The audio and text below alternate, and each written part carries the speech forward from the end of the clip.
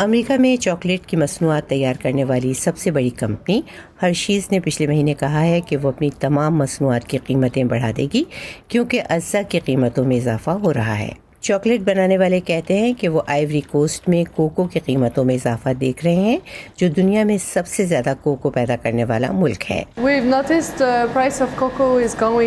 ہم نے دیکھا ہے کہ کوکو کی قیمتیں پچھلے کچھ برسوں میں بڑھی ہیں، خاص طور پر آرگینک کوکو کی۔ تو ان 5 برسوں کے دوران شروع سے لے کر آج تک ہم کہہ سکتے ہیں کہ قیمتوں میں 20% اضافہ ہوا ہے۔ امریکہ میں کووڈ-19 کے دوران چاکلیٹ کی طلب میں اضافہ ہوا ہے۔ آئیوری کوسٹ میں کوکو پیدا کرنے والے اس مانگ کو پورا کرنے کے لیے جدوجہد کر رہے ہیں۔ ماہرین کہتے ہیں کہ اس کا ایک سبب موسمی تبدیلیاں ہیں۔ ہارورڈ یونیورسٹی کا کہنا ہے کہ مغربی افریقہ کے کچھ حصے سن 2030 تک اتنے خشک اور گرم ہو جائیں گے کہ وہ کوکو کی مناسب مقدار پیدا نہیں کر سکیں گے۔ عالمی مانگ کا 70% حصہ مغربی افریقہ کے 2 ملکوں گھانا اور آئیوری کوسٹ سے آتا ہے۔ کوکو کے کاشتکار رفائل کونان کواسی کہتے ہیں کہ بڑھتے ہوئے درجہ حرارت اور کم بارشوں کے باعث درخت کم پیداوار دے رہے ہیں۔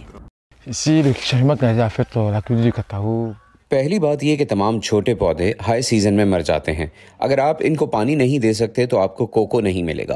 دوسرا یہ کہ اس کی وجہ سے کوکو کاشت کرنے والوں کے لیے پیداوار کم ہو گئی ہے، اور تیسرا یہ کہ گرمی اتنی شدید ہے کہ وہ بھی پیداوار کم کر دیتی ہے۔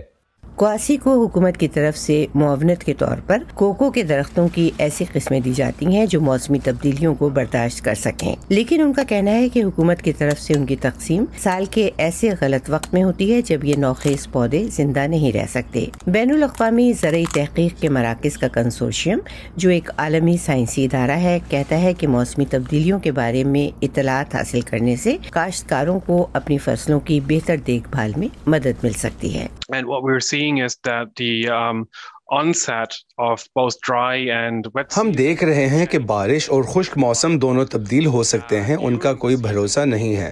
موسموں کے درمیان وقفے بھی آ سکتے ہیں، جیسے بہت خشک موسم میں بارش ہو سکتی ہے اور بارشوں کے موسم میں خشکی کی لہر آ سکتی ہے۔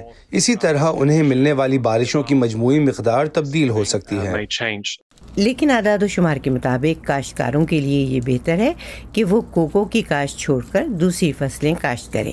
آئیوری کوسٹ میں ہرشیز کمپنی کو کوکو ترسیل کرنے والی ایک سپلائر کا کہنا ہے کہ کاشتکار کوکو کی زیادہ قیمتوں کا خیر مقدم کریں گے۔ میری رائے یہ ہے کہ ان کاشتکاروں کو بہتر قیمتیں ملنی چاہیے۔ ان کو زیادہ کمانا چاہیے کیونکہ یہ سخت محنت کرتے ہیں اور زیادہ تر غریب ہیں۔